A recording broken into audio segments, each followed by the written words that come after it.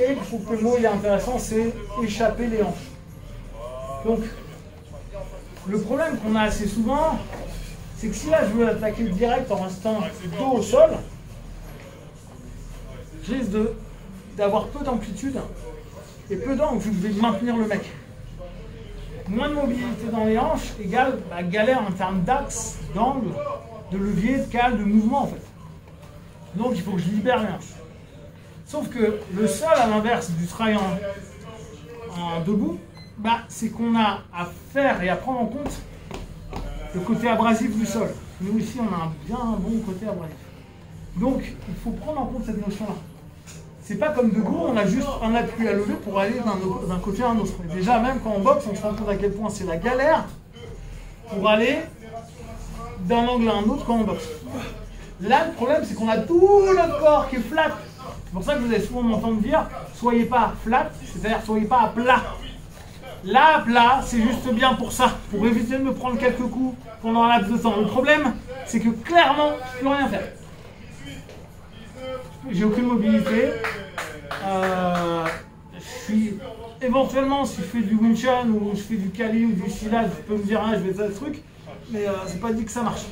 Ça peut, ça peut très bien ne pas marcher. D'accord ? Donc, on se dit, il va falloir qu'on bouge un petit peu. Pour bouger, on utilise ce mouvement de hanche, donc, qui sera sur une diagonale. C'est le chicken. Donc, pied, épaule. Ça sera toujours la même chose. Pied d'un côté, épaule de l'autre. C'est sur une diagonale. Pourquoi la diagonale? Parce que si je fais pied-épaule du même côté, je ne vais pas bouger des masses. Vous êtes d'accord? Mettez la pression sur votre pied gauche et sur votre épaule gauche. Ça ne sert à rien. Par contre, je mets de la pression sur ma jambe, mon pied droit et mon épaule gauche, en levant un peu mes hanches pour les libérer. Qu'est-ce que ça crée? Je mets mes hanches, mes fesses au loin, ce qui crée un espace. Et l'espace, c'est l'élément de base en jiu-jitsu. On vous dit casser la distance pour emmener les gens au sol, casser la distance pour contrôler les gens, mais quand vous êtes contrôlé, créez de la distance. Pas super compliqué en fait comme concept. Ok? Sauf que pour arriver là, il nous faut des leviers, des cales et des mouvements. Donc le hipscape.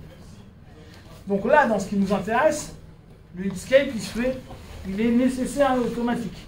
On est là, bam, je viens d'ouvrir ici, je pose, du côté où j'ai le bras, j'ai saisi, je vais sur mon épaule. D'accord?